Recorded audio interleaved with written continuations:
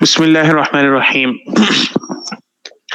نحمده ونصلي على رسوله الكريم اما بعد رب اشرح لي صدري ويسر لي امري واحلل عقدة من لساني يفقهوا قولي رب يسر ولا تعسر وتمم بالخير رب زدني علما۔ آج کے کلاس میں ہم سورہ نساء کی آیت نمبر 51 سے 57 تک کی تفسیر پڑھنے والے ہیں۔ کل ہم نے ان آیتوں کا ترجمہ اور ان آیتوں میں آنے والے الفاظ کو اچھے طریقے سے سمجھ لیا تھا۔ آج ہم ان آیتوں کی تفسیر پڑھیں گے۔ آگے بڑھنے سے پہلے مجھے بتا دیں آواز ٹھیک آ رہی ہے یا نہیں؟ جی الحمدللہ ٹھیک ہے الحمدللہ۔ سورہ نساء آیت نمبر 51 سے 57 تک۔ اعوذ باللہ من الشیطان الرجیم بسم اللہ الرحمن الرحیم۔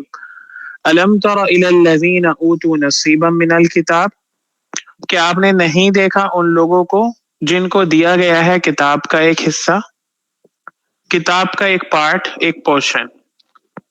اہل کتاب کی ہی بات چل رہی ہے، پہلے سے ہم سب جانتے ہیں کہ ہر مدنی صورت میں اللہ تعالیٰ اہل کتاب یعنی یہودیوں اور عیسائیوں کا ذکر ضرور فرماتے ہیں، اس لیے کہ یہ وہ لوگ ہیں جن کو ہم سے پہلے کتاب دی گئی تھی، آسمانی کتاب، اور انہوں نے اپنی کتاب کے ساتھ کیا معاملہ کیا، اپنی کتاب کے ساتھ انہوں نے کس طرح کی باتیں کریں، یہ اللہ تعالیٰ ہمیں بار بار بتاتے رہتے ہیں تاکہ ہم ان کے آئینے میں اپنے کو درست کر سکیں، ہم اپنے کو دیکھ سکیں کہ کہیں ہم ان کے جیسے اعمال کر کے ان کا جیسا انجام اپنے لیے نہ پسند کر لیں۔ تو اس لیے اللہ تعالیٰ بار بار بنی اسرائیل، یہودی، نصارہ، عیسائی، اہل کتاب الگ الگ ناموں سے پچھلی امتوں کا ذکر فرماتے رہتے ہیں۔ اب یہاں ایک بڑے اچھے انداز سے اللہ تعالیٰ نے توجہ دلائی ہے ان لوگوں کے حال کی طرف جن کو کتاب دی گئی تھی ہم سے پہلے۔ فرمایا الم تر الی الذین، کیا آپ نے نہیں دیکھا ان لوگوں کی طرف، کیا آپ نے غور نہیں کیا؟ کن لوگوں کی طرف؟ اوتو نصیبا من الکتاب، جن کو کتاب کا ایک حصہ دیا گیا تھا، ایک پورشن دیا گیا ہے، ایک پارٹ دیا گیا ہے۔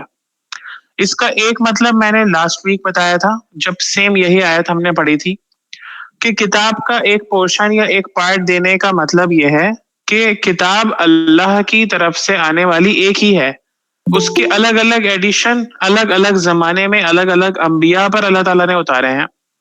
کتاب ایک ہی ہے، اللہ کی کتاب، اللہ کا کلام۔ اس کا ایڈیشن حضرت موسیٰ علیہ السلام کے زمانے میں تورات تھی اور حضرت محمد صلی اللہ علیہ وسلم کے زمانے میں قرآن ہے، ٹھیک ہے؟ جیسے ہم دیکھتے ہیں کہ ہر کتاب زمانے کے ساتھ ساتھ، وقت گزرنے کے ساتھ ساتھ اس میں کچھ اضافہ اور کچھ تبدیلی کر کے، کچھ ترمیم اور اضافہ کر کے اس کو الگ الگ دور میں الگ الگ سالوں میں چھاپا جاتا ہے۔ تو اسی طرح اللہ کی کتاب کا ایک ایڈیشن حضرت موسیٰ علیہ السلام کو دیا گیا اور لاسٹ اور فائنل ایڈیشن حضرت محمد صلی اللہ علیہ وسلم کو دیا گیا۔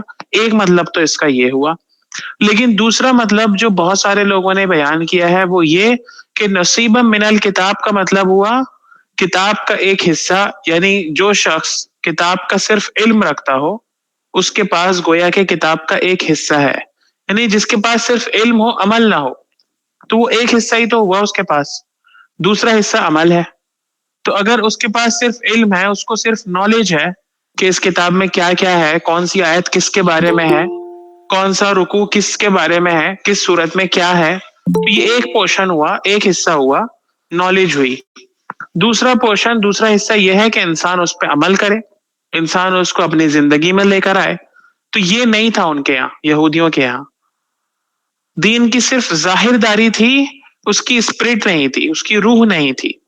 بظاہر دینداری نظر آتی تھی کہ ہاں یہ بڑے دیندار لوگ ہیں، ان کے پاس اللہ کی کتاب ہے، یہ پڑھتے ہیں اس کو، لیکن اندر اس میں کوئی جان نہیں تھی۔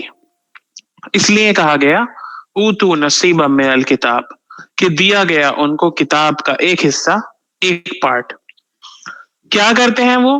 یؤمنون بالجبت والطاغوت، وہ ایمان لاتے ہیں جبت اور طاغوت پر. کل ان دونوں کے معنی میں نے آپ کو بتا دیے تھے کہ جبت کہتے ہیں ہر اس چیز کو جس کی کوئی اصل نہ ہو، کوئی حقیقت نہ ہو، جو بے فائدہ چیز ہو. اور خاص طور پر یہاں مراد کیا ہے؟ توہم پرستی، سپرسٹیشن، ایسی چیزوں میں یقین رکھنا، ایسی چیزوں میں ایمان رکھنا جن کی اصل میں کوئی حقیقت نہیں ہوتی، جو ہمارے صرف وہم و گمان پر مبنی چیزیں ہوتی ہیں. ہم نے صرف کسی چیز کے بارے میں سوچ لیا کہ ایسا ہونے سے ایسا ہو جائے گا، اس کا نہ ہمارے پاس کوئی پروف ہے، نہ ہی ہمارے پاس کوئی دلیل ہے، کسی کے بھی قول سے، کسی بھی جگہ سے، قرآن حدیث سے کوئی دلیل نہیں، کسی کے ایکسپیرینس سے ہمارے پاس اس کی کوئی دلیل نہیں. لیکن ہاں ایک چلا آ رہا ہے کہ ایسا کرنے سے ایسا ہو جاتا ہے، یا اگر ایسا ہو گیا ہمارے ساتھ تو ایسا ہو جائے گا. یا اس سے بھی آگے بڑھ کر جو معنی اس کے رسول اللہ صلی اللہ علیہ وسلم نے بیان فرمائے وہ کیا ہے؟ فرمایا اللہ کے رسول صلی اللہ علیہ وسلم نے، ابو داود میں حدیث ہے کہ العیافۃ والطرق والطیرۃ من الجبت.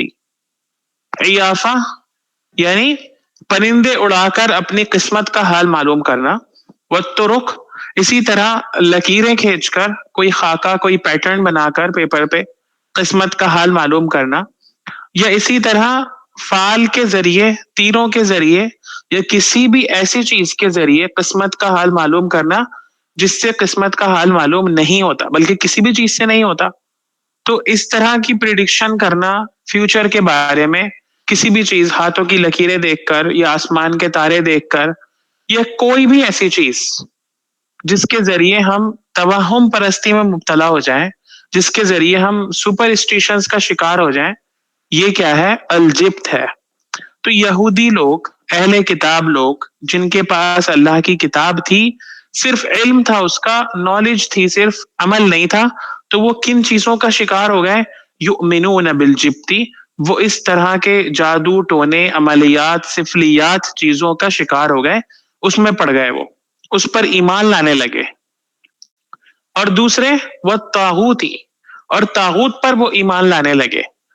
اللہ کو چھوڑ کر انہوں نے ان چیزوں کو اپنا معبود بنانا شروع کر دیا، ان چیزوں میں ان کا بلیف بڑھنے لگا جو کہ اللہ کے علاوہ چیزیں ہیں، جن کو طاغوت کہا جاتا ہے. کل بتایا تھا میں نے طاغوت کا مطلب کہ ہر وہ چیز جو اللہ کا درجہ لے لے، اللہ کا مقام لے لے، اللہ کی طرح کسی چیز کو پوجا جانے لگے، اللہ والا جو پروٹوکول ہے وہ کسی اور کو دیا جانے لگے، تو وہ چیز انسانوں کے لیے طاغوت ہو جاتی ہے. قرآن میں جگہ جگہ پر مختلف چیزوں کو طاغوت کہا گیا ہے. مثال کے طور پر سورہ بقرہ میں اللہ تعالیٰ نے آیت الکرسی کے بعد والی جو آیت ہے وہاں طاغوت اس کا لفظ استعمال فرمایا ہے، فَمَن يَكْفُرْ بِالطَّاغُوتِ وَيُؤْمِن بِاللَّهِ. اللہ کے علاوہ جتنی چیزیں ہیں ان سب کو طاغوت وہاں پر کہا گیا ہے. اسی طرح اس کی اگلی والی صورت، جو لاسٹ صورت ہم نے پڑھی تھی، بلکہ اسی صورت میں جو ہم پڑھ رہے ہیں آگے آئے گا طاغوت کس کے لیے؟ ان عدالتوں اور کورٹس کے لیے جہاں پر مسلمان اپنا فیصلہ اسلامی عدالتوں کو چھوڑ کے کرواتے ہیں. رسول اللہ صلی اللہ علیہ وسلم موجود تھے اور ان کی عدالت لگتی تھی جس میں لوگ فیصلے کرواتے تھے. اگر کوئی مسلمان ان کی عدالت کو چھوڑ کر کسی اور جگہ پہ جا کر فیصلہ کرواتا تھا، یہودیوں کے پاس یا کسی اور عدالت میں، تو ان کو طاغوت کہا گیا. تو اسی طرح ہر وہ چیز جو اللہ اور اللہ کے دین کے خلاف ہو وہ طاغوت ہوتی ہے. تو یہاں پر کیا مراد ہے؟ جادو ٹونا کا ذکر ہے الجبت میں، تو اسی سے ریلیٹڈ یہاں پر طاغوت مراد ہے کہ ہر وہ چیز جس میں انسان کا بلیف اتنا بڑھ جائے کہ وہ اللہ پر جو اس کا ایمان ہے وہ متاثر ہونے لگ جائے، تو وہ طاغوت ہے. تو الم تر الی الذین اوتوا نصیبا من الکتاب، کیا آپ نے نہیں دیکھا ان لوگوں کو جن کو کتاب کا ایک حصہ دیا گیا تھا، ایک حصہ دیا گیا ہے، جن کے پاس کتاب کا ایک پارٹ ہے، صرف نالج ہے، عمل نہیں ہے. یؤمنون بالجبت والطاغوت، وہ کن چیزوں میں لگ گئے ہیں؟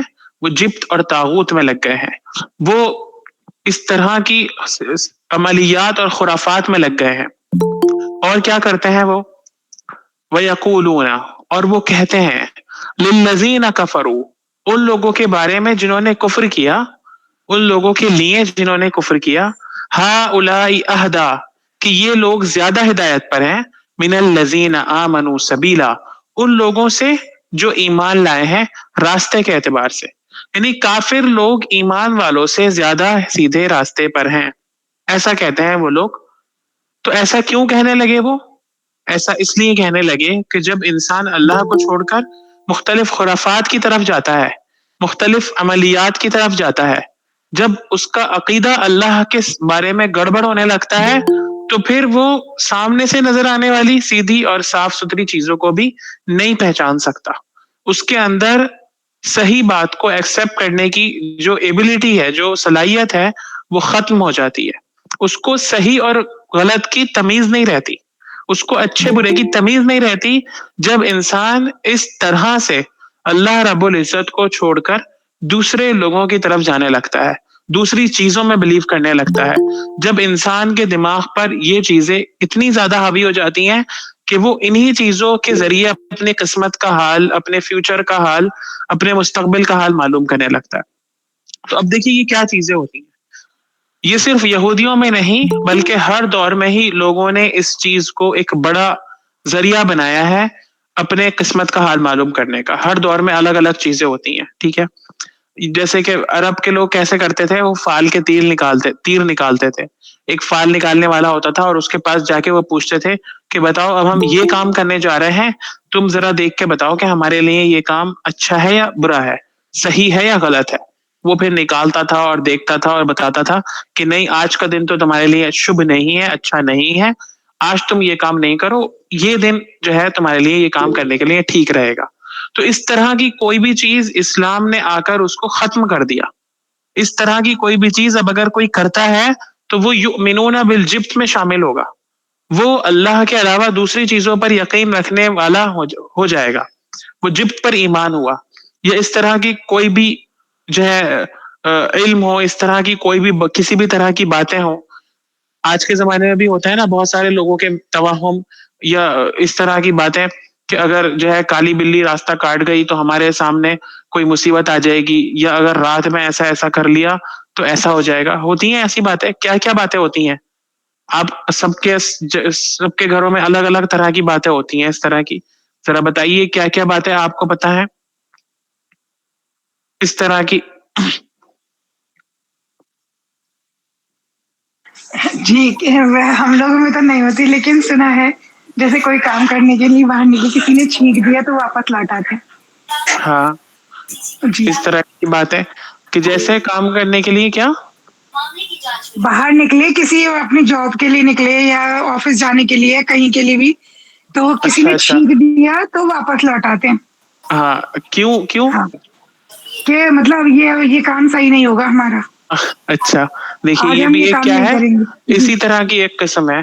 اس طرح کی اور بھی بہت ساری چیزیں، یا کسی کے پاس جا کے لوگ جو معلوم کرواتے ہیں، پامسٹ کے پاس جا کے ہتھیلی دیکھنے والا، یا پھر جی، ایسٹرالوجی میں جو لوگ بلیو کرتے ہیں، یہ سب چیزیں اسی میں شامل ہیں، یؤمنون بالجبتی میں. ٹھیک ہے. اور اس کو راشی پھل دیکھتے ہیں، راشی پھل دیکھتے ہیں، اس کے حساب سے کام کرتے ہیں اپنی. جی، جی جیسے یہ سب تو بدعت ہی ہوا نا، ایک طریقے کا شرک ہی ہے. ہاں، بدعت نہیں، شرک ہو گیا. یہ تو مطلب جی یہ تو اللہ کے علاوہ دوسری چیزوں میں ایمان ہو گیا، یقین ہو گیا جی نا. جی جی جیسے بہت سے لوگ کہتے ہیں بلی رو رہی ہے، اور پھر مطلب پہلے لوگوں کا مت ہوتا ہے ایسے کہ وہ مر ہاں، جائے سب گا اور متس یہ ہیں ہو یہ. جائے گا. جی جی جی. تو یہ چیزیں کیا کرتی ہیں، انسان کے عقیدے کو متاثر کرتی ہیں، انسان کی سوچ کو متاثر کرتی ہیں. اور سوچ کو متاثر کرنے کا نتیجہ دیکھیے اسی آیت میں کیا بتایا جا رہا ہے کہ یہ لوگ جو اہل کتاب ہیں، جن کے پاس کتاب ہے، جو کتاب کے ماننے والے ہیں، جن کو پتا ہے کہ صحیح کیا ہے اور غلط کیا ہے، اتنے اندھے ہو گئے کہ یہ کافر لوگوں کو ایمان والوں کے مقابلے میں زیادہ سیدھے راستے پر قرار دینے لگے. یعنی صحیح اور غلط کا فرق بھی ان کے اندر سے ختم ہو گیا. اب اس آیت کے پیچھے ایک واقعہ بھی ہے، ایک پس منظر میں ایک واقعہ بھی ہے، اس کو میں آپ کو سناتا ہوں تاکہ اور اچھے سے سمجھ میں آئے گی، آیت پھر کلیئر ہو جائے گی. کیا واقعہ ہے؟ حضرت ابن عباس رضی اللہ عنہ سے روایت ہے کہ یہودی سردار حوی ابن اخطب اور کعب ابن اشرف اپنی ایک جماعت کو لے کر قریش سے ملنے گئے. یعنی مکہ گئے وہ قریش سے ملنے، اور یہ معاہدہ کرنے گئے تھے کہ کہ ہم اور آپ مل کے ساتھ میں جنگ کریں گے مسلمانوں کے خلاف, ٹھیک ہے, کیونکہ یہودی بھی دشمن تھے اور وہ کافر بھی جو مکہ میں رہ رہے تھے وہ بھی دشمن تھے. تو یہ دشمن آپس میں ملنے کے لیے وہاں جمع ہوئے مکہ میں. اب مکہ والے وہ کافر تھے لیکن وہ جانتے تھے یہودیوں کی خصلت کو, ان کی عادتوں کو. انہوں نے کہا کہ تم بڑی دھوکے باز قوم ہو, تم نے بہت سے لوگوں کو دھوکہ دیا ہے اور ہمیں تم سے کوئی خیر کی امید نہیں ہے, اس لیے ہم تمہارے سامنے یہ ڈیمانڈ رکھتے ہیں کہ تم ہمارے معبودوں کو سجدہ کرو گے اور تب ہم تمہارے ساتھ معاہدہ کریں گے اور تم کو سچا سمجھیں گے. تو ان لوگوں نے باوجود اس بات کے کہ یہ توحید کے ماننے والے تھے, یہ اللہ کو ایک ماننے والے تھے, انہوں نے اتنی دشمنی میں ان کے کفار کے معبودوں کو سجدہ بھی کیا, ان کے بتوں کو سجدہ کیا. پھر اس کے بعد ابو سفیان جو اس وقت کافروں کے سردار تھے, انہوں نے پوچھا کہ تم لوگ بتاؤ, تم علم والے لوگ ہو, جاننے والے لوگ ہو, تمہارے پاس آسمانی کتاب موجود ہے, ہم تو جاہل لوگ ہیں, نرے جاہل, ہمیں تو کچھ نہیں پتا کہ کیا صحیح اور کیا غلط. تم ذرا بتاؤ کہ ہم زیادہ سیدھے راستے پر ہیں یا محمد صلی اللہ علیہ وسلم زیادہ سیدھے راستے پر ہیں, یہ آج تم ہمیں کلیئر کر دو. تو ان لوگوں نے پوچھا تم اپنا دین بتاؤ. تو ابو سفیان نے بتایا کہ ہم کعبے کی خدمت کرتے ہیں, ہم باہر سے آنے والوں کا خیال رکھتے ہیں, ہم جو ہے وہ لوگوں کو کھانا کھلاتے ہیں, پانی اپنی جتنی بھی اچھی چیزیں تھیں ان کے اندر وہ انہوں نے گرانا شروع کر دی. پھر پوچھا کہ محمد صلی اللہ علیہ وسلم کا دین بتاؤ. تو انہوں نے کہا کہ وہ تو بددین ہو گئے ہیں, وہ تو اپنے بابا و اجداد کے دین سے پھر گئے ہیں, انہوں نے تو ایک نئے دین کی بنیاد ڈالی ہے اور اپنے ساتھیوں کو لے کر مدینہ چلے گئے ہیں, ہمارے خاندان میں پھوٹ ڈال دی ہے, باپ کو بیٹے سے جدا کر دیا ہے, خاندانوں کو توڑ دیا ہے. تو انہوں نے کہا ان یہودیوں نے مکاری دکھائی اور کہا کہ تم زیادہ اچھے دین پر ہو, تمہارا دین زیادہ اچھا ہے. تو دشمنی میں رسول اللہ صلی اللہ علیہ وسلم سے دشمنی اور صحابہ کرام سے حسد اور بغض میں یہ یہاں تک گر گئے کہ باوجود اس کے کہ ان کو پتا تھا کہ کون صحیح اور کون غلط ہے, کافروں سے دوستی اور دنیا کے فائدے کی خاطر انہوں نے اپنی ہر چیز کو بیچ ڈالا اور کیا کہا کہ آپ لوگ زیادہ ٹھیک ہیں, آپ لوگوں کا دین زیادہ اچھا ہے. اسی بات کو اللہ تعالیٰ یہاں مینشن فرما رہے ہیں, وَيَقُولُونَ, اور وہ کہتے ہیں, لِلَّذِينَ كَفَرُوا, کافروں کے بارے میں, هَؤُلَاءِ أَهْدَىٰ مِنَ الَّذِينَ آمَنُوا سَبِيلًا, کہ یہ لوگ ایمان والوں سے زیادہ سیدھے راستے پر ہیں. تو اب سوچئے جب کوئی قوم بددیانتی اور بے ایمانی میں اس قدر نچلی سطح پر آ جائے کہ وہ مشرکین کے ساتھ اپنا الحاق کرنے لگے, مشرکین کے ساتھ اپنے کو جوڑنے لگے باوجود اس کے کہ وہ توحید پرست ہو, ان کے ساتھ جا کر ملنے لگے, تو ایسی قوم پر کیا ہوتا ہے؟ اللہ کی لعنت ہوتی ہے. اگلی آیت میں اللہ تعالیٰ فرما رہا ہے, اولئک الذین لعنہم اللہ. یہ دیکھیے, اب یہ آج کل کی تصویریں ہیں, یہ کل اور آج کی تصویریں ہیں, یہ ہمارے زمانے کی تصویریں ہیں. یہ لوگ جو اپنے آپ کو مسلمان کہتے ہیں, اپنے آپ کو مسلمانوں کا بڑا پیشوا سمجھتے ہیں اور مسلم ملکوں کے حکمران بنے بیٹھے ہیں, ان لوگوں نے بھی کیا کیا ہے؟ وہی یہودیوں والا طرز عمل. دنیا کی بھلائی اور دنیا کی دولت کی خاطر, دنیا کی جھوٹی عزت اور شہرت کی خاطر, جو کہ ان کو ہرگز وہ بھی نہیں ملنی, اس کی خاطر انہوں نے کیا کیا؟ اپنا ایمان بیچ ڈالا اور مشرکوں سے الحاق کر لیا, مشرکوں کے ساتھ انہوں نے اپنے آپ کو جوڑ لیا.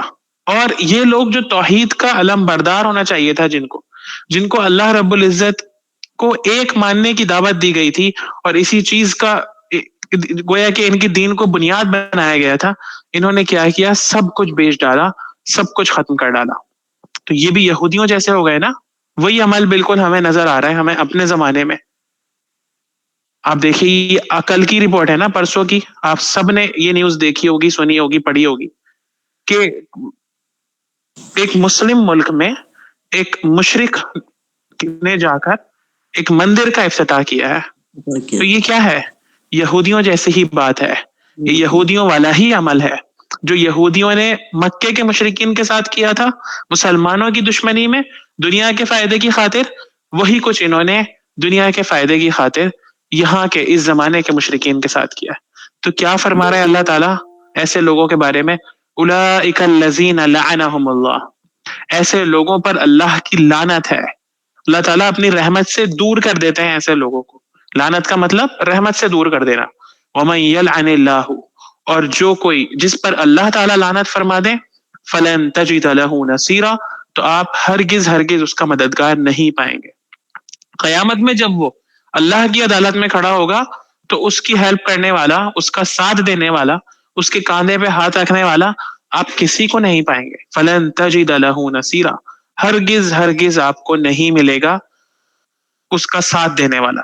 دنیا میں یہ لوگ خوب عیش کر لیں، مزے کر لیں، دنیا میں یہ لوگ اپنا منہ روشن کر لیں، دنیا میں یہ لوگ جتنے چاہے عیش کر لیں، لیکن آخرت میں اپنے ان اعمال کا بدلہ یہ لوگ ضرور ضرور پائیں گے۔ کیوں؟ اس لیے کہ یہ اتنے زیادہ بددیانت ہو گئے اپنی قوم اور اپنے دین اور ایمان کے ساتھ کہ انہوں نے کسی بھی چیز کا لحاظ نہیں کیا، انہوں نے ہر چیز کو بیچ ڈالا، انہوں نے ہر چیز کا سودا کر لیا، یہاں تک کہ یہ انہی لوگوں کے صف میں جا کے کھڑے ہو گئے جہاں سے یہ واپس آئے تھے، جس جہالت اور گمراہی سے اللہ کے رسول صلی اللہ علیہ وسلم نے ان لوگوں کو نکالا تھا، وہیں پھر جا کے کھڑے ہو گئے۔ سوری، کوئی کچھ کہہ رہا ہے؟ جی وائس بہت بریک ہو رہی ہے۔ سب کے ساتھ ہو رہا ہے ایسا؟ نہیں صحیح آ رہی ہے۔ نہیں صحیح آ رہی ہے بات تو۔ آپ ہی کا کوئی شاید ایشو لگی آپ کی۔ اولئک الذین لعنہم اللہ، یہ وہ لوگ ہیں جن پر اللہ نے لعنت کر دی، یہودیوں پر، ایسے یہودیوں پر جو مشرکین کے ساتھ جا کے مل گئے۔ ومن یلعن اللہ فلن تجد له نصیرا، اور جس پر اللہ لعنت فرما دے آپ ہرگز اس کا کوئی ساتھی نہیں پائیں گے، کوئی مددگار نہیں پائیں گے۔ آگے پھر اللہ تعالیٰ ان کے مزید جرموں کی فہرست گنا رہے ہیں۔ ام لہم نصیب من الملک، کیا ان کے پاس بادشاہت کا کوئی حصہ ہے، کنگڈم کا کوئی حصہ ان کے ہاتھ آ گیا ہے، اللہ کی بادشاہت میں کوئی حصہ، کوئی حصے داری، کوئی شراکت ان کے پاس آ گئی ہے، کوئی پارٹنرشپ اس میں ان کو مل گئی ہے کیا؟ اگر ایسا ہوتا تو اللہ تعالیٰ کہہ رہے ہیں فَإِذَا لَا يُؤْتُونَ النَّاسَ نَقِيرًا، تو یہ نہیں دیتے لوگوں کو نقیرہ، چھوٹی سی کوئی چیز بھی، باریک سی کوئی چیز بھی۔ نقیرہ کے کل معنی بتائے تھے میں نے، چھوٹی سی چیز کو کہتے ہیں، تل برابر بھی، تل برابر، بالکل ٹھیک، تل برابر، ٹھیک ہے۔ تو تل برابر چیز بھی یہ کسی کو نہیں دیں گے اگر ان کے پاس پوری بادشاہت بھی ہو جائے۔ تو یہ ان کی سوچ بتائی جا رہی ہے، ان کی کنجوسی کی بات بتائی جا رہی ہے، کس قدر یہ لوگ کنجوس ہیں۔ کنجوس کون ہوتا ہے؟ وہ شخص کنجوس ہوتا ہے جو چھوٹے دل کا مالک ہو، جس کا دل بڑا نہ ہو۔ تو یہ چھوٹے دل والے لوگ ہی ہوتے ہیں جو کسی کے پاس جب کوئی نعمت دیکھتے ہیں، کسی کے پاس جب کوئی اچھائی دیکھتے ہیں تو ان کا دل جلنے لگتا ہے، ان کے دل پر گویا کہ یہ کہتے ہیں نا کہ سانپ لوٹنے لگتے ہیں۔ تو یہ ایسے ہی لوگ ہیں، ٹھیک ہے۔ ام لہم نصیب من الملک فاذا لا یؤتون الناس نقیرا۔ اچھا، پیچھے جو آیت آئی تھی لعنت والی، اولئک الذین لعنہم اللہ، اللہ نے ان پر لعنت فرما دی۔ تو لعنت کہتے ہیں رحمت سے دور ہونے کو، اور اللہ ہی کو حق ہے بس کہ وہ کسی پر لعنت کرے، ٹھیک ہے۔ بندوں کو یہ حق نہیں دیا گیا، اس لیے کہ رسول اللہ صلی اللہ علیہ وسلم نے فرمایا لیس المؤمن بالطعان ولا باللعان ولا بالبذی، کہ کوئی ایمان والا انسان تانے دینے والا نہیں ہوتا، اور وہ لعنت کرنے والا بھی نہیں ہوتا، اور وہ زبان سے گندی باتیں کرنے والا بھی نہیں ہوتا۔ تو ہم کسی پر لعنت نہیں کر سکتے، چاہے وہ کوئی چیز ہو، کوئی یا کوئی انسان ہو۔ تو کچھ لوگوں کی عادت ہوتی ہے نا کہ بات بات میں زبان سے اس لعنت کا لفظ نکالتے ہیں کہ بھائی لعنت ہو ان پر۔ تو اس کے بارے میں اللہ کے رسول صلی اللہ علیہ وسلم نے یہ فرمایا ہے کہ جب کوئی اس طرح کا لفظ اپنی زبان سے نکالتا ہے تو وہ لعنت سیدھی آسمان کی طرف جاتی ہے، وہاں اس کے لیے دروازے بند ہوتے ہیں، پھر وہ دائیں جاتی ہے، پھر وہ بائیں جاتی ہے، پھر وہ زمین میں ٹہلتی ہے، اور پھر وہ اس شخص پر جاتی ہے جس پر وہ لعنت کری گئی ہے۔ اگر وہ اس لعنت کا مستحق ہے تو وہ اس پر پڑ جاتی ہے، اور اگر نہیں ہے تو پھر وہ واپس لعنت کرنے والے کے اوپر آ جاتی ہے، ٹھیک ہے۔ تو اس لیے ہمیں زبان سے کسی بھی طرح کے الفاظ نکالتے وقت بھی احتیاط سے کام لینا چاہیے، سوچ سمجھ کے اپنی زبان کا یوز کرنا چاہیے کہ ہم لعنت کے الفاظ کسی کو نہیں بولیں۔ ام لہم نصیب من الملک فاذا لا یؤتون الناس نقیرا، اگر ان کے پاس بادشاہت میں سے کوئی حصہ ہوتا، کنگڈم میں سے، تو یہ لوگوں کو تو تل برابر بھی نہیں دیتے، تھوڑا سا بھی نہیں دیتے۔ ام یحسدون الناس، بلکہ یہ حسد کر رہے ہیں۔ اب ام کا ترجمہ یا اور ہوتا ہے، ٹھیک ہے، او آر انگلش والا اور ام یا اردو میں جس کو ہم یا بولتے ہیں۔ لیکن یہاں پر ہم اس کو بلکہ سے کریں گے. بلکہ وہ حسد کر رہے ہیں لوگوں سے. حسد کس کو کہتے ہیں؟ جیلسی کو. حسد کی تعریف، حسد کی ڈیفینیشن ہوتی ہے الحسد تمنی زوال النعمہ. رسول اللہ صلی اللہ علیہ وسلم نے فرمایا کہ حسد کہتے ہیں کہ کسی کی نعمت کے ختم ہونے کی خواہش کرنا. کسی کے پاس ہم نے کوئی چیز دیکھی، بڑی اچھی سی، بڑی پیاری کوئی چیز دیکھی، تو ہونا تو یہ چاہیے تھا کہ ہم اس سے خوش ہوتے کہ ہمارے بھائی کے پاس ایسی چیز بھی ہے، یا ہم اس کی تعریف کرتے، ہم اس کو پسند کرتے، یا پھر ہم یہ سوچتے کہ کاش ہمارے پاس بھی ہوتی. ٹھیک ہے، بس یہاں تک تو ٹھیک ہے. لیکن اس سے آگے جو ہے نا وہ حسد کا ایریا ہے. اگر ہم یہ سوچنے لگ جائیں کہ اللہ کرے اس کے پاس سے ختم ہو جائے، خراب ہو جائے، گم جائے، چوری ہو جائے، تو یہ کیا ہے؟ حسد ہے. اسی کو حسد کہتے ہیں، کسی کی نعمت، کسی کی چیز کی زوال کی خواہش کرنا، آرزو کرنا.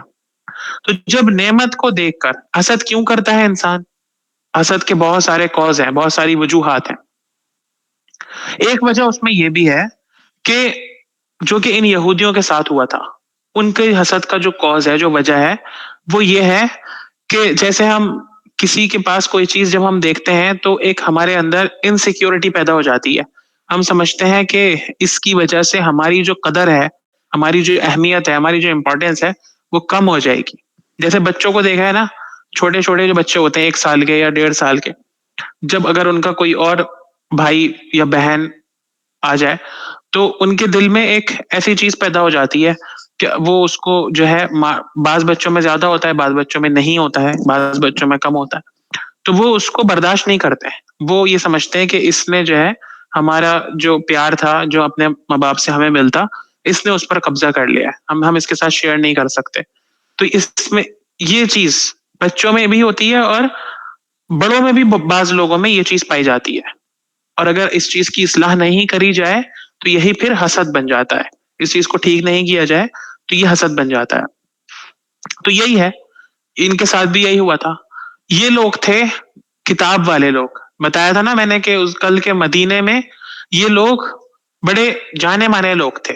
لوگ ان کی قدر کرتے تھے، ان کو عالم سمجھتے تھے، ان کو جانکار سمجھتے تھے، اپنے مسائل ان کے پاس لے کر آتے تھے، اور اس پر یہ لوگ بڑے پھولتے تھے، بڑے خوش ہوتے تھے. ان کی ایک دھاک تھی، گویا کہ جس کو ہم کہتے ہیں کہ علمی دھاک تھی. ان کے علم کی دھاک تھی، ان کی جانکاری کی دھاک تھی. تو رسول اللہ صلی اللہ علیہ وسلم جب آئے مدینے میں اور لوگ ان کی طرف بڑھنے لگے، ان کو اپنا بڑا ماننے لگے، تو ان کی تو دکانیں بند ہونے لگی.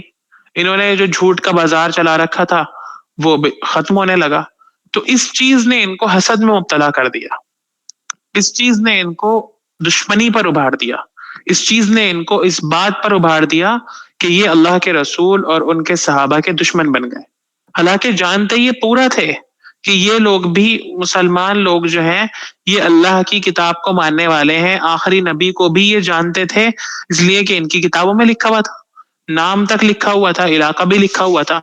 لیکن جب وہ آخری نبی آ گئے اور ان کے علاوہ لوگوں نے ان کو پہلے پا لیا تو پھر ان کے دل میں حسد پیدا ہو گیا، اور اسی حسد نے ان کو صحیح بات قبول کرنے سے روک دیا، اچھی بات قبول کرنے سے روک دیا. اور کیوں ہوا حسد یہ پیدا؟ اوپر ان کی خصلت بتا دی گئی کہ یہ چھوٹے دل کے لوگ. حسد بھی چھوٹے دل کے لوگوں میں پیدا ہوتا ہے. جو بڑے دل کا ہو، جس کا دل بڑا ہو، وسیع دل کا ہو، وسیع ظرف کا جو مالک ہو، جس کے پاس، جس کی نگاہ میں وسعت ہو، وہ پھر حسد نہیں کرتا. اس کے پاس اگر سامنے والے کے مقابلے میں کچھ کم بھی ہے تو اس کو پرواہ نہیں ہوتی. وہ سوچتا ہے کہ اللہ کی مرضی، اللہ نے مجھے اتنا ہی دیا ہے، میں اسی میں خوش ہوں، اسی میں قناعت پسندی سے اپنی زندگی گزاروں گا. تو وہ چھوٹے دل کا جو ہوتا ہے اس کے اندر حسد پیدا ہوتا ہے سامنے والے کی نعمت کو دیکھ کر، سامنے والے کی چیزوں کو دیکھ کر. تو ام یحسدون الناس، یہ لوگوں سے حسد کر رہے ہیں. اور لوگ کون؟ صحابہ کرام سے، مسلمانوں سے. علی ما آتاہم اللہ من فضلہ، اس پر جو اللہ نے اپنے فضل سے ان کو عطا کر دیا. کیا عطا کر دیا تھا اللہ نے؟ نبوت عطا کر دی تھی، نبی اور ان کی پیروی عطا کر دی تھی، شریعت اور اللہ کی کتاب عطا کر دی تھی. فقد آتینا، تو پھر اللہ نے یاد دلایا ان کو کہ ہم نے دی تھی آل ابراہیم کو الکتاب والحکمت، کتاب اور حکمت دونوں چیزیں دی تھی. آل ابراہیم سے مراد یہ لوگ ہیں، یعنی ہم نے بھی ان لوگوں کو ان سے پہلے یعنی مسلمانوں سے پہلے کس کے پاس تھی یہ چیزیں، یہ نبوت اور یہ اللہ کے جو ہے منظور نظر ہونا یا اللہ کی طرف سے چنندہ ہونا، یہ کس کے پاس تھا یہ اعزاز؟ انہی لوگوں کے پاس تو تھا، الکتاب والحکمت وآتیناہم ملکا عظیما، اور ہم نے ان کو بہت بڑی آل بادشاہت دی تھی، بہت آل بڑی ابراہیم میں یہ انبیاء علیہ السلام آتے نا، یہ حضرت یعقوب علیہ السلام، داؤد علیہ السلام، جی یہ حضرت سب بنی اسرائیل کے ہی انبیاء تھے، یہ سب اہل کتاب آل جن کو ابراہیم میں آتے نا یہ جی جی آل پھر سب سے آخر میں حضرت محمد صلی اللہ علیہ وسلم یہ آل ابراہیم میں آتے نا. میں نے پڑھا تھا یہ کہ اس کی جگہ آل ابراہیم کا یہ انبیاء علیہ السلام. آل ابراہیم کا مطلب ابراہیم علیہ السلام کی اولاد، ٹھیک ہے. ابراہیم علیہ السلام کی اولاد کون ہوئی؟ ابراہیم علیہ السلام کے بیٹے اسماعیل علیہ السلام تھے، اور ان کے بیٹے اسحاق علیہ السلام تھے، ٹھیک ہے، 2 بیٹے تھے ان کے. اور اسحاق علیہ السلام کے بیٹے کون تھے؟ یعقوب علیہ السلام تھے. یعقوب علیہ السلام کے بیٹے کون تھے؟ یوسف علیہ السلام تھے. اور بنی اسرائیل کون ہے؟ یعقوب علیہ السلام کے ہی بیٹے ہیں. تو آل ابراہیم بنی اسرائیل بھی ہیں، ٹھیک ہے، بنی اسرائیل بھی کون ہے؟ آل ابراہیم ہی ہے.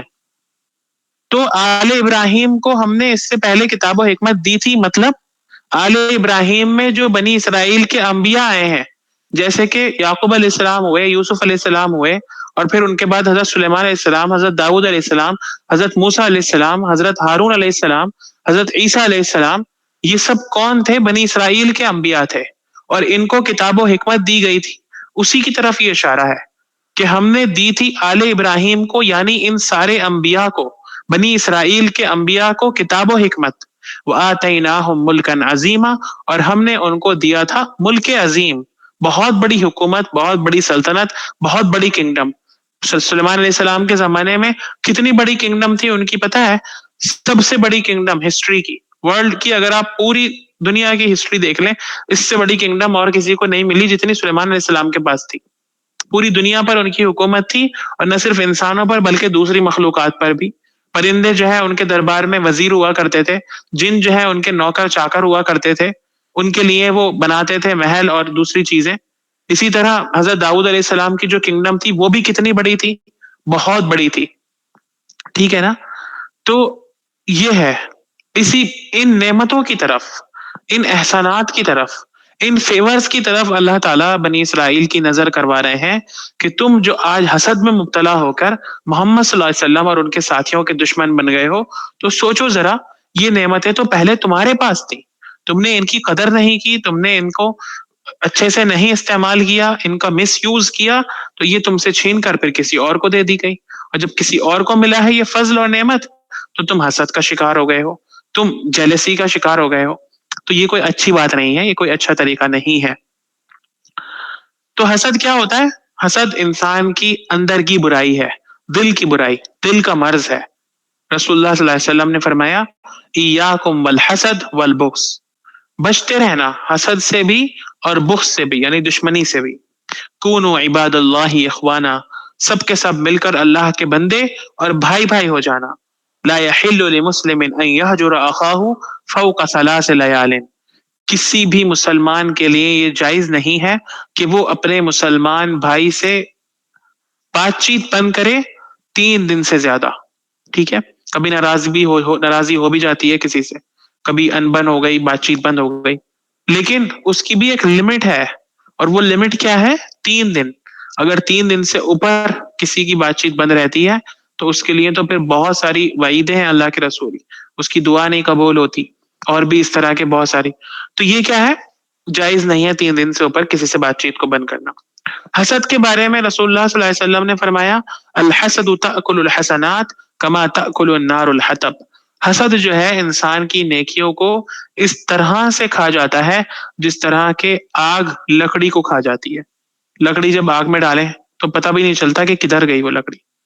ایک مضبوط دھات، ایک مضبوط چیز لکڑی، جو کہ دکھنے میں بھی طاقتور ہے اور استعمال میں بھی طاقتور ہے، کتنی جگہوں پر ہم اس کا یوز کرتے ہیں، اور زمانوں تک، سالوں تک خراب نہیں ہوتی وہ اگر اچھے سے اس کو رکھا جائے تو. لیکن آگ جو ہے اس کی دشمن ہے، آگ اس کو ختم کر دیتی ہے، کھا جاتی ہے، پتہ بھی نہیں چلتا کہ اتنی مضبوط لکڑی کا ہوا کیا، گئی کدھر وہ. ایسے ہی حسد اس آگ کی طرح ہے جو انسان کی نیکیوں کو کھا لے. بڑے سے بڑے، اچھے سے اچھے، مضبوط سے مضبوط اعمال بھی حسد کی وجہ سے ضائع ہو جاتے ہیں. تو حسد کر کے انسان جس سے کر رہا ہے اس کا کوئی نقصان نہیں کر رہا، اس کو کوئی ہارم نہیں پہنچا رہا. نقصان اگر وہ کر رہا ہے تو وہ اپنا کر رہا ہے، اپنے دل کو جلا رہا ہے، اپنے خون کو جلا رہا ہے، اور پھر اپنی نیکیوں کو ختم کر رہا ہے. اپنے ایمان کو وہ کیا کر رہا ہے؟ مونڈ دے رہا ہے. اللہ کے رسول صلی اللہ علیہ وسلم نے فرمایا کہ حسد جو ہے وہ ایمان کو مونڈ دینے والی چیز ہے. مونڈنے کا مطلب، مونڈنا کس کو کہتے ہیں؟ بال مونڈنا مطلب ریز کر دینا، بالکل صاف کر دینا. تو ایمان کو صاف کر دینے والی چیز ہے. ٹھیک ہے. فَمِنْهُمْ مَنْ آمَنَ بِهِ، تو ان میں سے کچھ ہیں جو ایمان لائے اس پر. کس پر؟ ان نبی پر اور ان کی کتاب پر. کچھ ایسا نہیں ہے کہ سارے اہل کتاب نے وہ دشمنی کر لی تھی. کچھ تھے جو عقل مند لوگ تھے، جو سمجھدار قسم کے لوگ تھے، وہ ایمان بھی لائے، انہوں نے بات کو مانا بھی. وَمِنْهُمْ مَنْ صَدَّ عَنْهُ، اور کچھ تھے جو رک گئے اور انہوں نے روکا. وَكَفَى بِجَهَنَّمَ سَعِيرًا، اور کافی ہے ایسے لوگوں کے لیے جہنم جو کہ کیسی ہے؟ سعیرہ، بھڑکتی ہوئی ہے، بلیزنگ فائر. سعیرہ کا کل میں نے بتایا تھا کہ بلیزنگ فائر کو کہتے ہیں، بھڑکتی ہوئی آگ، ایسی آگ جس میں سے شعلے نکل رہے ہوں. تو ایسی جہنم ان کے لیے کافی ہے. اب آگے جہنم کی اور ڈسکرپشن آ رہی ہے. ان الذین کفروا بآیاتنا، وہ لوگ جنہوں نے ہماری آیتوں کا کفر کیا، جنہوں نے ہماری آیتوں کا انکار کیا. سوف نصلیہم نارا، بہت جلد ہم ان کو داخل کر دیں گے، جلا دیں گے، جھونک دیں گے آگ میں. اور آگ بھی کیسی ہوگی؟ کلما نضجت جلودہم، جب جب پک جائیں گی ان کی جلدیں، ان کی کھالیں. بدلناہم جلودن، تو بدل دیں گے ہم ان کی کھالوں کو. جب جب ان کی چمڑی، ان کی اسکن جل کے ختم ہو جائیں گی. نزجہ کے کل میں نے بتایا تھا، میں نے کسی چیز کا پک جانا. آگ پہ ہم کسی چیز کو رکھتے ہیں تو وہ پک جاتی ہے، اور جب خوب پکنے لگتی ہے تو اسی کو کہتے ہیں نزجہ. یا پیڑ میں اگر پھل لگا ہوا ہوتا ہے اور وہ پک جاتا ہے تو اس کو ہم کہتے ہیں نزجہ. لیکن یہاں کسی کھانے کے پکنے کا نہیں ہے، بلکہ انسانوں کی کھالوں کے پکنے کا ذکر ہے کہ جہنم میں جب انسانوں کی کھالیں جل جل کے پک جائیں گی تو اللہ تعالیٰ بدل دیں گے ان کھالوں کو. کیوں بدلیں گے؟ اس لیے کہ تاکہ لیذوقوا العذاب، وہ عذاب کا مزہ چکھتے رہیں کنٹینیوسلی، برابر. کھال ہی ہے نا انسان میں جو فیل کرنے کا سینس کھال کے اندر ہوتا ہے. کسی بھی طرح کی فیلنگ، گرم ہمیں کس پہ لگتا ہے؟ کھال پہ لگتا ہے. ٹھنڈا بھی ہمیں کھال سے محسوس ہوتا ہے. تو کھال کے اندر فیلنگ سینسز ہے، فیل کرنے والی جو ہے چیزیں ہیں، فیل اسی کو ہوتا ہے. تو جب کھال جل کے، بتا دیجیے گا جی مطلب ایک بار شروع سے جو آپ نے شروع کری ہے نا یہاں سے آیت، ان الذین، جی جو ریپیٹ کر دیجیے گا. ہاں، ان الذین کفروا، وہ لوگ جنہوں نے کفر کیا، بے شک وہ لوگ جنہوں نے کفر کیا، بآیاتنا، ہماری آیات کا، سوف نصلیہم نارا، تو بہت جلد ہم ان کو جھونک دیں گے آگ میں. کلما نضجت جلودہم، جب جب ان کی کھالیں پک جائیں گی، یعنی پک کر ایسی ہو جائیں گی کہ اب ان میں فیل کرنے کی طاقت نہیں رہے گی، تو پھر بدلناہم جلودن، ہم ان کی کھالوں کو بدل دیں گے، غیرہا، اس کے علاوہ، یعنی جو کھالیں تھیں اس کے علاوہ نئی کھال ان کو دے دی جائے گی. لیذوقوا العذاب، تاکہ وہ چکھتے رہیں مزہ عذاب کا. وہ مزہ جو ہے، جو مزے سے مراد یہاں کیا ہے؟ تکلیف، وہ پین عذاب کا، وہ جلنے کی تکلیف، اس کو وہ لوگ برابر چکھتے رہیں. وہ جلن اور تکلیف کبھی ختم نہ ہو. دنیا میں اگر کسی کو ہم ڈالیں گے کسی جگہ پر آگ میں، یا کسی کو ڈالا جائے کسی بھی عذاب میں، تو ایک حد ہوتی ہے، ایک لمٹ ہوتی ہے. ایک لمٹ پر جب وہ انسان آ جاتا ہے تو تکلیف کا احساس بھی ختم ہو جاتا ہے، یا پھر وہ مر جاتا ہے اور پھر وہ ختم ہو جاتا ہے، اس کو کوئی تکلیف نہیں ہوتی. لیکن جہنم میں کیا ہوگا؟ ایسا نہیں ہوگا کہ عذاب ہوتے ہوتے انسان عذاب کا عادی ہو جائے، یا عذاب جو ہے وہ انسان کو مار ڈالے اور ختم ہو جائے قصہ ہی.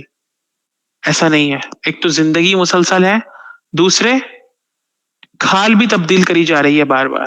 تاکہ وہ دوبارہ سے چوبارہ سے وہ اس پین کو فیل کرے, اس جلنے کی تکلیف کو محسوس کرے. اللہ تعالی ہم سب کی اس جہنم سے اور اس کی آگ سے حفاظت فرمائے. ان اللہ کان عزیزا حکیما, بے شک اللہ تعالی بہت زبردست اور حکمت والا ہے. زبردست ہے وہ جو چاہے کر سکتا ہے. عزیز کل معنی بتایا تھے نا میں نے کہ الٹیمیٹ اتھارٹی, جس کی اتھارٹی کی کوئی حد نہ ہو, جس کی قدرت کی کوئی انتہا نہ ہو, وہ جو چاہے کر سکتا ہو, اس کو کہتے ہیں عزیز. دنیا میں ہمارے پاس الٹیمیٹ اتھارٹیز نہیں ہے. ہمارے پاس کیا, کسی کے پاس بھی اللہ کے علاوہ کوئی ایسی اتھارٹی نہیں ہے جو کچھ بھی کرنے کی طاقت ہو. ہماری تو اپنی زندگی ہمارے ہاتھ میں نہیں, اپنی پسند سے اپنی مرضی سے ہم پیدا نہیں ہوئے, اپنی پسند اور اپنی مرضی سے ہم مریں گے بھی نہیں. تھوڑا سا اختیار بس ہمیں دیا گیا ہے, لیکن اللہ کا اختیار اور اس کی اتھارٹی کیا ہے, بالکل ہر چیز سے اوپر, ہر چیز سے بالا تر ہے. اس پر کوئی چیک اینڈ بیلنسز نہیں ہے, کسی طرح کی کنڈیشنز نہیں ہے. ٹھیک ہے, عزیز, ہر چیز سے اوپر, ہر چیز سے غالب, ہر چیز کی قدرت رکھنے والا. وہ جو چاہے کرے, کوئی اس سے پوچھ تاچھ کرنے والا نہیں ہے. کوئی پوچھے کہ بھائی اللہ تعالیٰ آپ نے ایسا کیوں کیا, وہ چاہے تو آن کی آن میں ابھی ہم سب کو ختم کر دے. لیکن حکیمہ, وہ حکمت والا بھی ہے. حکمت کس کو کہتے ہیں؟ عقل مندی کو. حکمت کہتے ہیں کسی کام کو اس وقت کرنا, اس طرح سے کرنا جتنی اس کی ضرورت تھی, ہے نا. حکیمہ حکمت والا ہے. تو اگر اس کے اوپر اس کی جو عزت ہے, اس کی جو اتھارٹی ہے, وہ اس کی حکمت کے ساتھ ہے. اس کی کوئی بھی کام ایسے نہیں ہوتے کہ صرف اتھارٹی کی بنیاد پر ہو, جو چاہے وہ کر رہا ہے. حکمت کے ساتھ وہ کرتا ہے چیزوں کو. والذین آمنوا وعملوا الصالحات, اور وہ لوگ جو ایمان لائے اور نیک اعمال کیے. تو اوپر والی آیت میں کافروں کا ذکر ہوا, اللہ کی آیتوں کو نہ ماننے والوں کا ذکر ہوا. نہ ماننے سے مراد کیا ہے, کفرو سے مراد کیا ہے, کہ ایک تو ہوتا ہے ہم کھلم کھلا انکار کر دیں کہ ہم نہیں مانتے کہ یہ اللہ کی آیتیں ہیں. ٹھیک ہے, تو ایسے لوگ بھی کیا ہوتے ہیں, کافر ہوتے ہیں. لیکن ایک ہوتا ہے عمل سے انکار کرنا. مانتے تو ہیں ہم کہ ہاں یہ اللہ کی کتاب ہے, لیکن ہمارا عمل ہمارے اس بلیف کو ویریفائی نہیں کرتا. ہمارے عمل سے ظاہر نہیں ہوتا کہ ہم ایسا مانتے ہیں. تو پھر یہ ایمان کیا ہوا؟ یہ تو صرف دکھاوا ہو گیا. یہ تو صرف یہ ہو گیا کہ اندر سے کچھ اور باہر سے کچھ ہے. کسی چیز پر پختہ یقین اس وقت پانا جاتا ہے جب ہمارا جو ایکشن ہے, جو عمل ہے, وہ اس کو پروو کرے, ثبوت پیش کرے اس ایمان کا. تو یہ بھی ایک طرح کا انکار ہے کہ انسان کسی چیز کو مانتا تو ہو لیکن کرتا نہ ہو. تو دونوں طرح کی چیزیں کفر میں داخل ہوتی ہیں. والذین آمنوا وعملوا الصالحات, دوسری طرف ان لوگوں کا بھی ذکر ہوتا ہے ساتھ ساتھ جو ماننے والے ہیں, جو عمل کرنے والے ہیں, حد درجہ اپنی استطاعت کے مطابق جتنا ہو سک رہا ہے ان سے, جتنے وہ لائق ہیں اتنا کر پا رہے ہیں. وعملوا الصالحات, نیک اعمال جنہوں نے کیے. اب اس میں بھی کیا ہوتا ہے کہ انسان کبھی کبھی نہیں کر پاتا, کبھی کبھی اس کو پتا ہے کہ ہاں یہ غلط ہے, لیکن پھر بھی شیطان کے بہکاوے میں آ کر یا اپنے نفس کی غفلت میں آ کر انسان برائی کر دیتا ہے, برا عمل کر بیٹھتا ہے وہ. تو اس کے بارے میں تو اللہ تعالیٰ نے شیورٹی دی ہے کہ اللہ تعالیٰ معاف کر دیں گے. لیکن جان بوجھ کے جو کوئی برا عمل کرتا رہے اور برابر کرتا رہے اور چھوڑے نا, تو پھر اس کے لیے کسی بھی طرح کی کوئی گارنٹی اللہ تعالیٰ نے نہیں لی ہے. اس کے لیے تو توبہ کرنا ہی ضروری ہے. تو والذین آمنوا وعملوا الصالحات, وہ لوگ جنہوں نے جو ایمان لائے اور انہوں نے نیک اعمال کیے. سندخلہم, ان کا کیا بدلہ ہے, ہم ان کو ضرور داخل کریں گے, جلد ہی داخل کریں گے. جنات, باغات میں, تجری من تحتها الانہار, جس کے نیچے سے نہریں بہتی ہوں گی, جس کے دامن میں نہریں بہتی ہوں گی. خالدین فیہا ابدا, اور وہ اس میں ہمیشہ ہمیشہ رہنے والے ہوں گے. اب ایک بار میں نے بتایا تھا, آج پھر بتا رہا ہوں کہ جب بھی اللہ تعالیٰ قرآن میں جنت کی ڈسکرپشن بیان کرتے ہیں, جنت کی تفصیلات بیان کرتے ہیں, تو خاص طور پر ذکر ہوتا ہے باغات کا, ہرے بھرے اور سرسبز و شاداب گارڈنز کا, اور ساتھ میں پانی کی نہروں اور چشموں کا, ہے نا. تو ایسا کیوں ہوتا ہے؟ اس کی کیا وجہ ہے؟ تو ایک بار میں نے بتایا تھا آپ کو کہ قرآن کے سب سے پہلے مخاطب کون لوگ تھے؟ عرب لوگ تھے. اور عرب کیسا ایریا ہے؟ ڈیزرٹ کا ایریا ہے، ریگستانی علاقہ ہے، جہاں پر ہریالی یا سرسبزی و شادابی تو دور کی بات، دور دور تک ایک ہرا پیڑ بھی نظر نہیں آتا، اور چشمے اور سمندر ہونا تو دور کی بات، وہاں دور دور تک پانی بھی نہیں ہوتا. ٹھیک ہے، ریگستان، ریتیلا علاقہ، خشک علاقہ ہے. تو ان لوگوں کے لیے ایک لگژری لائف اسٹائل کیا تھا؟ ایک ڈریم لائف اسٹائل کیا تھا ان کے لیے؟ کہ ان کے پاس خوب ڈھیر سارے گارڈنز ہوں، باغات ہوں. جو چیز انسان کے پاس نہیں ہوتی وہی تو اس کی ڈریم لائف ہوتی ہے. تو عربوں کے لیے بھی یہی چیز ہوتی تھی. تو اللہ تعالیٰ نے ان کی جو ڈریم لائف تھی، جو لگژری سائنس تھے ان کے لیے، اس کو اللہ تعالیٰ نے جنت کی ڈسکرپشن میں بیان فرمایا. اور پھر ساتھ میں یہ بھی فرما دیا قرآن میں وَلَكُمْ فِيهَا مَا تَشْتَهِيهِ الْأَنفُسُ، جنت میں تمہارے لیے وہ سب کچھ ہے جس کی ایک انسان کا دل خواہش کر سکتا ہے. جہاں تک ہم وش کر سکتے ہیں وہ سب کچھ جنت میں موجود ہوگا. کن کن چیزوں کی ہم وش کرتے ہیں، کن کن چیزوں کی ہم خواہش کرتے ہیں، تمنا کرتے ہیں، ہم سب اپنے اپنے حساب سے سوچیں، اپنے اپنے سوچ کے حساب سے ہم ان چیزوں کو اپنے خیال میں لے کر آئیں کہ کون سی چیز، کون سی زندگی ہمارے لیے ڈریم لائف ہے، کون سی چیزیں ہمارے لیے لگژری سائنس ہے.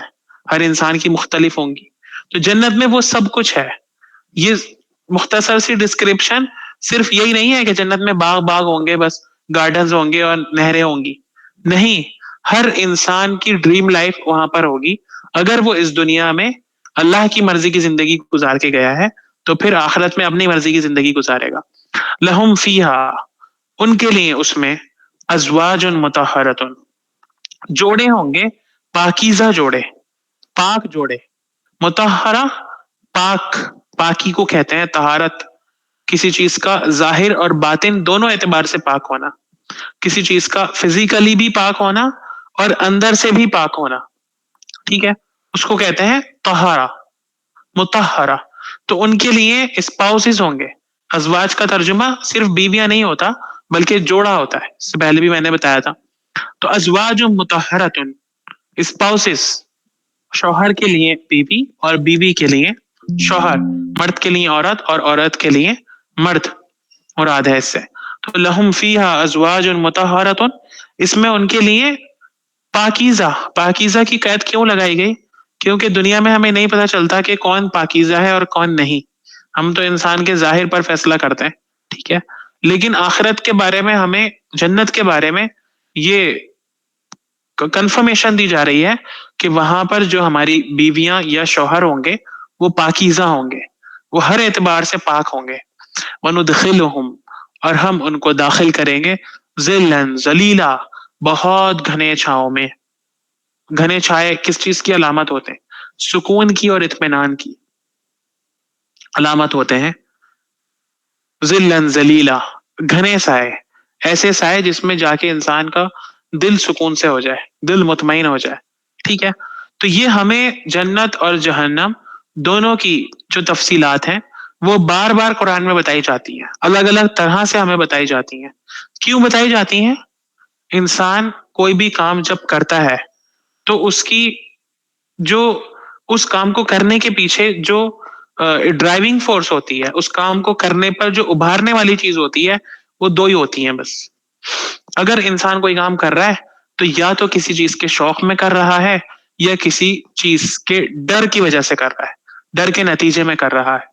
ٹھیک ہے، تو یہ ہیومن سائیکالوجی ہے کہ کوئی بھی کام انسان کرے گا تو کسی چیز کے شوق میں کرے گا.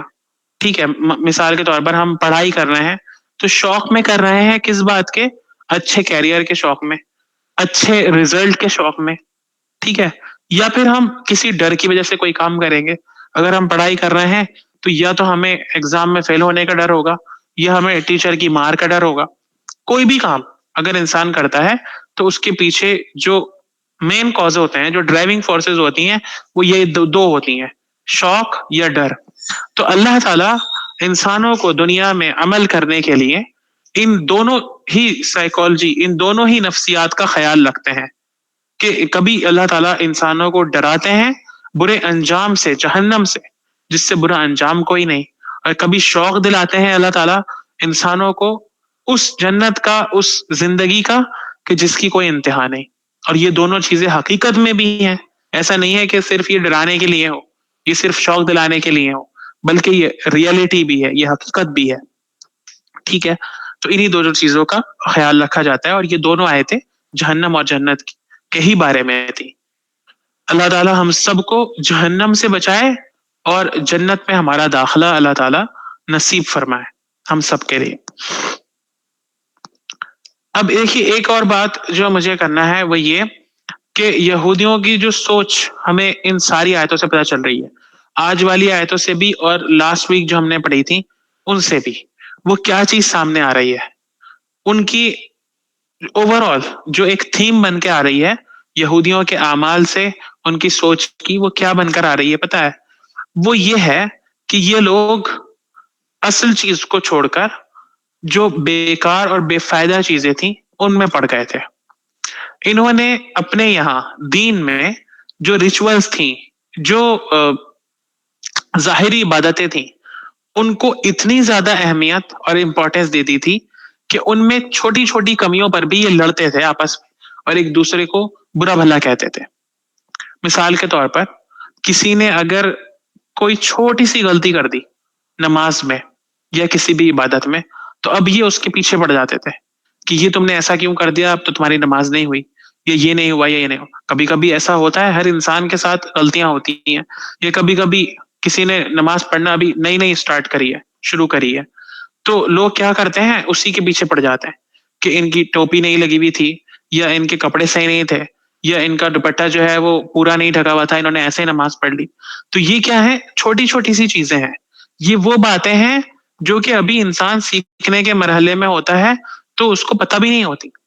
اور دوسری طرف جو لوگ بالکل ہی نماز نہیں پڑھ رہے ہیں, جو لوگ دین سے بہت دور ہیں, جو لوگ حرام کام کر رہے ہیں, ان سے ہمیں کوئی شکوہ نہیں, ان سے ہمیں کوئی شکایت نہیں.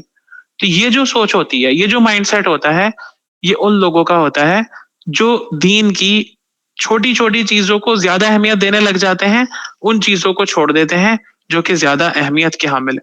تو یہود کے علماء نے دین میں اس طرح کا تشدد ہی پیدا کر دیا تھا کہ دین پر عمل کرنا مشکل ہو گیا تھا. لہٰذا لوگ پھر دین چھوڑ کر دوسری چیزوں میں انٹرسٹ لینا شروع ہو گئے تھے. اور دوسری چیزیں کیا تھیں؟ وہ الجبت والطاغوت. نبی صلی اللہ علیہ وسلم نے آ کر کیا کیا تھا؟ ان کے دین میں جو شدتیں پیدا ہو گئی تھیں ان کے اپنے اعمال کی وجہ سے, انہی کو دور کیا. یہی الفاظ آتے ہیں اللہ کے رسول صلی اللہ علیہ وسلم کے بارے میں کہ اغلال کو انہوں نے دور کیا تھا, ان بندھنوں کو, ان گاٹھیوں کو انہوں نے کھولا تھا آ کر, جو انہوں نے شریعت میں خود سے اپنے پر باندھ لی تھی. جو جب دین میں ایسی شدت پیدا ہو جائے کہ چھوٹی چھوٹی چیزوں پر اس طرح سے ہم سامنے والے کو کریٹیسائز کرنے لگ جائیں, تو لوگ پھر دین کا حلیہ بگاڑ لیتے ہیں. ٹھیک ہے, اور پھر لوگ جبت اور طاغوت کے پیچھے پڑ جاتے ہیں. تو یہود کے بارے میں ایسا بہت آتا تھا. تو آج ہمارے یہاں بھی ایسا ہونے لگا ہے, چھوٹی چھوٹی چیزوں پہ ہم لوگ لڑتے ہیں آپس میں, چھوٹے چھوٹے مسلک اور مسالک کے اختلاف پہ ہم اس کو لڑائی کی وجہ بنا لیتے ہیں, لڑائی کا سبب بنا لیتے ہیں. ہم ایک دوسرے پر فتوے لگا رہے ہوتے ہیں کہ بھائی ان کی نماز نہیں ہوئی, انہوں نے جو ہے امین زور سے کہہ دیا یا ہلکے سے کہہ دیا, یا انہوں نے اس طرح سے ہاتھ باندھے تو ان کی نماز نہیں ہوئی, انہوں نے اس طرح سے سجدہ کیا تو ان کی نماز نہیں ہوئی. تو یہ سب کیا ہے؟ وہی حرکتیں ہیں جو یہود لوگ کرتے تھے, یہود کے علماء کرتے تھے آپس میں. پتہ نہیں ہے بس ہمیں. قرآن اگر ہم پڑھیں گے صحیح معنوں میں تو پتہ چلے گا کہ ہاں ہم اسی روش پہ جا رہے ہیں. سورہ بقرہ میں اللہ تعالیٰ نے اس کی مزید وضاحت کری ہے, وقالت الیہود لیست النصارى علی شیء وقالت النصارى لیست الیہود علی شیء وهم یتلون الکتاب. یہود کہتے ہیں کہ نصارہ کا دین کوئی دین نہیں ہے, اور نصارہ کہتے ہیں کہ یہود کا دین کوئی دین نہیں ہے. وہم یتلون الکتاب, حالانکہ دونوں پڑھ اللہ کی کتاب رہے ہیں اور اسی کتاب سے ایک دوسرے پر فتوے لگا رہے ہیں کہ تمہارا دین غلط اور تمہارا دین غلط. تو اس طرح کی باتیں ہم نے بھی پیدا کر لی ہیں اپنے دین میں. ایک دوسرے کو ہم مسلک اور طریقہ عبادت یا چھوٹی چھوٹی چیزوں کی وجہ سے کیا کرتے ہیں؟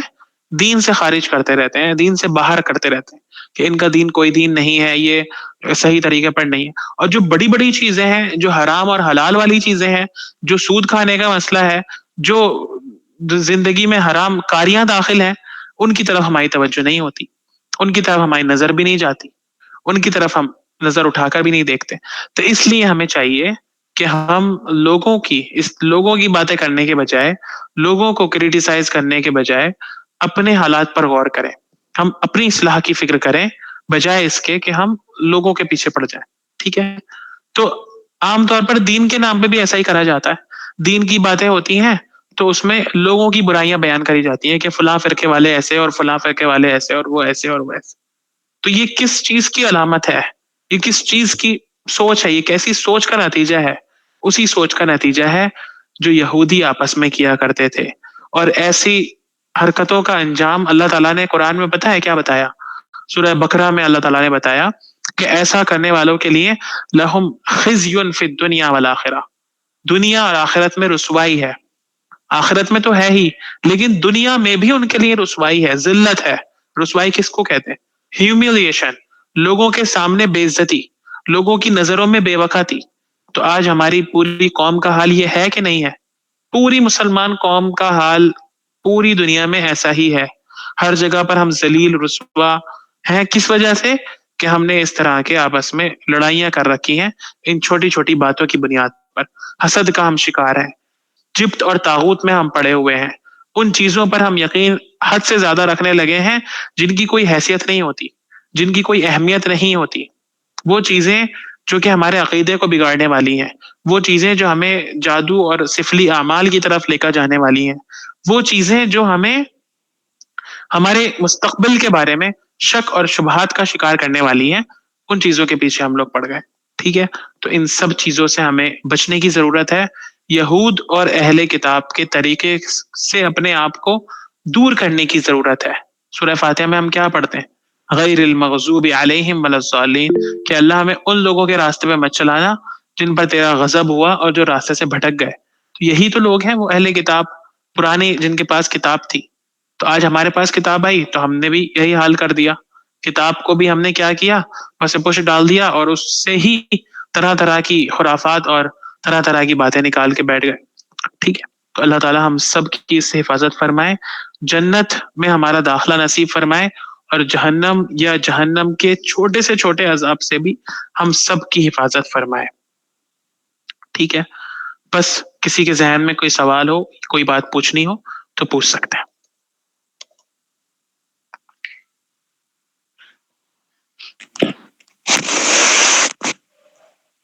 سر میرا ایک کوشچن تھا. السلام علیکم. وعلیکم السلام. جی سر یہ آپ نے جو پہلی آیت میں بتایا تھا کہ تم نے ان لوگوں کو اہلی کتاب دی، جیسے اللہ تعالیٰ نے بار بار یہ کہا کہ ایمان لیا اور ایمان لیا، تو وہ اتنے زیادہ ڈھیٹ ہو گئے تھے کہ وہ ماننے کو، یعنی وہ بھوتوں کو مان رہے ہیں، شیطان کو مان رہے ہیں. یہ بھی کتنا غلط ہے. آپ دیکھیے اتنا زیادہ اللہ تعالیٰ ان کا خیال رکھ رہے ہیں، اتنا زیادہ ان کو مطلب ان سے بات کر رہے ہیں، ان کو بلا رہے ہیں، لیکن وہ آ نہیں رہے ہیں. ایسا کیوں ہو رہا ہے؟ ایسا یوں ہی ہو رہا ہے کہ ان کے دل میں مرض پیدا ہو گیا. جو جب کسی بھی چیز، کسی بھی انسان کے دل میں مرض پیدا ہو جائے اور وہ حق کی بات کو ٹھکرانے لگ جائے، بار بار اس کے پاس صحیح بات پیش کری جائے اور وہ اس کو ٹھکرانے لگ جائے، تو پھر پتہ ہے کیا ہوتا ہے؟ یہی ہوتا ہے کہ اس کے اندر اس کو ایکسیپٹ کرنے کی صلاحیت بھی نہیں رہ جاتی، ایبلٹی بھی ختم ہو جاتی ہے. اسی کو کہتے ہیں، اسی اسٹیج پہ پہنچنے کو کہا جاتا ہے ختم اللہ علی قلوبہم علی سمعہم وعلی ابصارہم غشاوہ، کہ اللہ نے مہر لگا دی اب ان کے دلوں پر، ان کی آنکھوں پر، اور ان کے دلوں پہ پردے پڑ گئے. تو اس اسٹیج میں پہنچنے سے اللہ تعالی ہم سب کو بچائے. آمین. جزاک اللہ.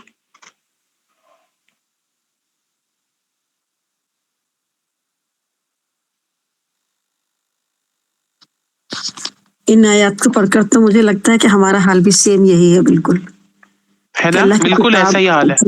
بالکل یہی لگتا ہے. اور اللہ کی کتاب، اللہ کی تعلیمات، ہر چیز، اصول، ہر چیز ہمارے پاس ہے، لیکن پھر ہم بھی بھٹکے ہوئے گمراہی ہیں ایک طریقے سے. اللہ ہماری بس حفاظت ہمیں فرمائے. جی فکر کرنی چاہیے ہمیں اپنے حالات کی بہتری کی.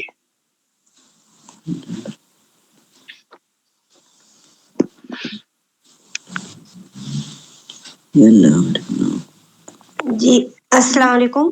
جی وعلیکم السلام.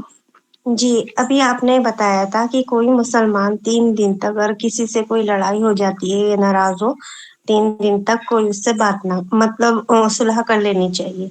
لیکن اگر سامنے والا بہت زیادہ ایسا ہے کہ نہ بولنے سے ہی مطلب خاموش رہنے سے ہی جو ہے مسئلہ ٹھیک رہ سکتا ہے تو کیا ایسا چلے گا؟ ایک تو کوشچن نہیں ہے، ایک یہ ہے کہ ہم تو بولنا چاہ رہے ہیں، سامنے والا بات کرنا نہیں چاہ رہا، تو وہاں پر آپ روشنی ڈالیے. ویری گڈ، بہت اچھا سوال ہے یہ اور بہت کامن سوال ہے. تو ایسا ہوتا ہے کبھی کبھی کہ کبھی جو ہے نہیں بولنے میں عافیت ہوتی ہے نا، فتنے کا اندیشہ ہوتا ہے بات کرنے میں بھی. تو پھر اللہ تعالیٰ جانتے ہیں کہ ضرورت کے موقع پہ تو جو ہے ناجائز چیزیں بھی جائز ہو جاتی ہیں. تو یہ کیا ہے، نہیں بولنا اس وقت ضرورت ہے ہماری. اگر ہم بولیں گے تو مزید فتنے پھیلنے کا یا مزید بات بگڑنے کا اندیشہ ہوگا. تو اس کے بارے میں بھی اللہ کے رسول صلی اللہ علیہ وسلم نے کیا فرمایا، من سمت نجا، جو چپ رہا اس نے نجات پائی.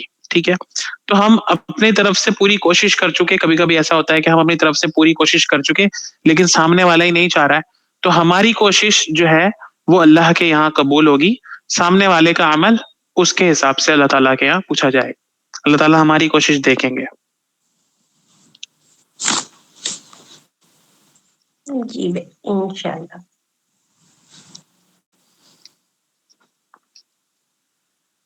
ٹھیک ہے، تو بس اب نیکسٹ جو آیتیں شروع ہوں گی نا، وہ بنی اسرائیل کا ذکر اب ختم ہو گیا. اب جو ہے آگے سے بڑی اچھی آیتیں شروع ہو رہی ہیں. اس سورت کا جو اصل مضمون ہے نا وہ آ رہا ہے اگلی آیت سے. کیا تھا اصل مضمون اس سورت کا؟ کسی کو یاد ہے اس سورت میں کس چیز کو مین ٹاپک بنایا گیا تھا؟ جی یہ سورج میں چیپٹر شروع اسی سے ہوا ہے، یتیموں کے مال سے. سوسائٹی کو، ٹھیک ہے، جی سوسائٹی اور سوسائٹی کا بھی لوور ایلیمنٹ فیملی. تو اگلی آیت سے وہیں سے پھر سے بات شروع ہوگی.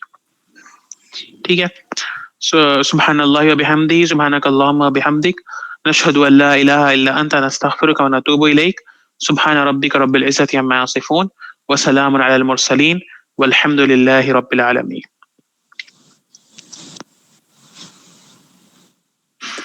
السلام علیکم ورحمۃ اللہ وعلیکم وبرکاتہ. السلام. السلام علیکم ورحمۃ اللہ وبرکاتہ.